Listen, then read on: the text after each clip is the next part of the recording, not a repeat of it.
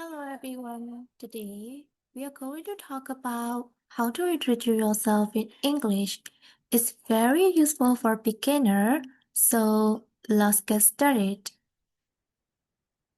Okay, ဆိုရီတို့ဒီနေ့မှာတော့ကိုဘယ်လိုမျိုးဒါ introduce လုပ်မလဲဆိုတာကိုဒါအခြေခံပြောပြသွားမှာဖြစ်တယ်ပေါ့နော်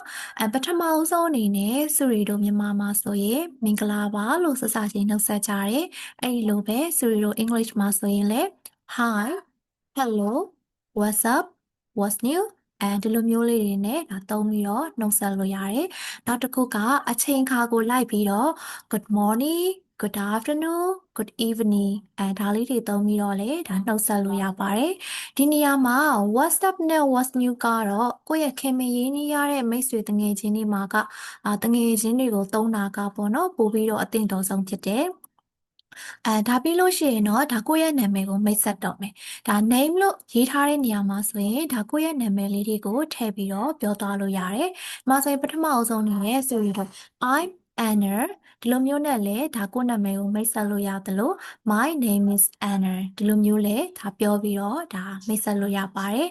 နောက်တစ်ခုကတော့ကိုယ့်မှာ nickname ရှိတယ်ဆိုရင်ဒီနေရာမှာကိုယ့်ရဲ့ nickname လေးကိုထည့်ပြီးတော့ဒါပြောလို့ရတယ်ဥပမာအားဖြင့် you can call me Ann Suri ကိုဆိုရင်တော့ you can call me Suri ကိုယ့်ရဲ့ nickname လေးကိုဒီလိုမျိုးခေါ်လို့ရပါတယ်လို့ဒါထည့်ပြီးတော့ပြောတာဖြစ်ပါတယ်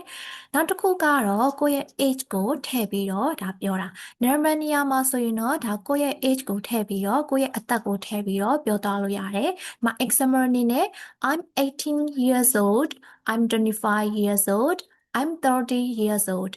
တခါတလေကြာလို့ရှိရင်ဆိုရီတို့ကဒီnumber လေးတွေနဲ့ပဲပြောတာရှိတယ်။ဥပမာ I'm 18 I'm 25ဒီလိုမျိုးလေးတွေလည်းပြောတာရှိတယ်။များသောအားဖြင့်ဆိုလို့ English မှာဆိုရင်တော့ဒါကိုယ့်ရဲ့အသက်ကို sharing မလုပ်ကြဘူး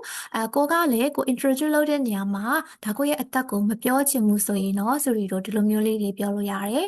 I prefer not to say my age I don't want to share my age ဒီနှစ်ခုတည်းကကိုကြိုက်တာသုံးပြီးတော့ပြောလို့ရပါတယ်နောက်တစ်ခုကျတော့ကိုဘေးကလာလဲဆိုတာကိုဒါထည့်ပြီးတော့ပြောတာcountry နေရာမှာကိုယ့်ရဲ့နိုင်ငံကိုထည့်မယ် city နေရာမှာကိုယ့်ရဲ့မြို့ကိုထည့်မယ်ပေါ့နော်ဒီမှာဆိုရင်စုရီကဒါမြန်မာကဆိုတဲ့အတွက်ကြောင့်မို့ I'm from Myanmar စုရီကဒါ Mandalay ကဆိုရင်တော့ I'm from Mandalay မဟုတ်ဘူးစုရီကရန်ကုန်မှာနေရဆိုရင် I live in Yangon ဒီလိုမျိုးတွေလေးပြောလို့ရတယ်နောက်တစ်ခုကကိုကတော့ဒါအခုလက်ရှိပေါ့နော်အခုလက်ရှိကကိုကဒါထိုင်းကိုရောက်နေရဆိုရင်တော့ထိုင်းမှာရောက်နေတယ်ပေါ့နော်ထိုင်းမှာနေနေရဆိုရင်တော့ I live in Thailand now ဒီလိုမျိုးလေးတွေထည့်ပြီးတော့ပြောလို့ရပါတယ်နောက်တစ်ခုကကြတော့ကိုယ့်ရဲ့ job တွေ work တွေ study တွေကိုထည့်ပြောတာဖြစ်တယ်ကိုကအလုပ်လုပ်နေတဲ့သူဆိုရင်တော့ကိုယ့်ရဲ့အလုပ်လေးတွေကိုဒီမှာထည့်ပြီးတော့ပြောလို့ရတယ် example အနေနဲ့ I'm a teacher I'm a driver I'm a nurse ဒါလေးတွေထည့်ပြီးတော့ပြောလို့ရတယ်ဒီ job နေရာမှာဆိုရင်တော့ကိုယ့်ရဲ့ဒါအလုပ်တစ်ခုကိုထည့်ပြီးတော့ပြောလို့ရတယ်ဒီမှာဆိုရင်တော့ I work as a graphic designer ကိုကဒါ graphic designer ဖြစ်အလုပ်လုပ်တယ်ဆိုတာကိုဒါထည့်ပြီးတော့ပြောတာဖြစ်တယ်အကယ်လို့ကိုကအလုပ်မလုပ်ဘူးကိုကဒါစာလေ့လာနေတဲ့အကြောင်းသူဖြစ်တယ်ဆိုရင်တော့ဥပမာ I'm a student ဒါမှမဟုတ်ကိုက English ကိုလေ့လာနေတယ်ဆိုရင် I study English I study at university I study science I study business I study IT ဒီလိုမျိုးလေးတွေဒါထည့်ပြီးတော့ပြောသွားလို့ရတယ်ပေါ့နော် and the next one is hobbies likes interest ပေါ့ကိုယ့်ရဲ့ hobbies တွေ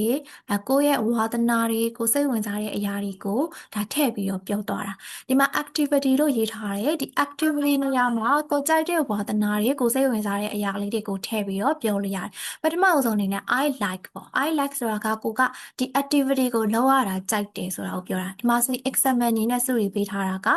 I like reading books I like playing football ဒါကကျတော့ကိုကဒီ activity ကိုလုပ်ရတာကြိုက်တယ်ဆိုရင် I like နဲ့ပြောလို့ရတယ်။နောက်တစ်ခုကျတော့ my hobby ကိုယ့်ရဲ့ဝါသနာပေါ့။ကိုကဘာဝါသနာပါလဲပေါ့။ဒီမှာဆိုရင်စုရီ example ပေးထားတာကတော့ my hobby is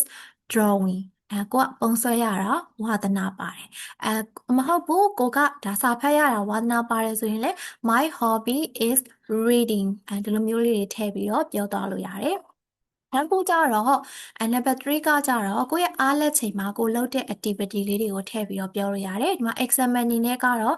in my free time I watch movies in my free time I listen to music ဒါကိုယ့်ရဲ့အားလက်ချိန်မှာဆိုရင်တော့ကိုကဒီ activity တွေကိုလုပ်ပါတယ်ဆိုတာကိုထည့်ပြီးတော့လည်းပြောလို့ရပါတယ်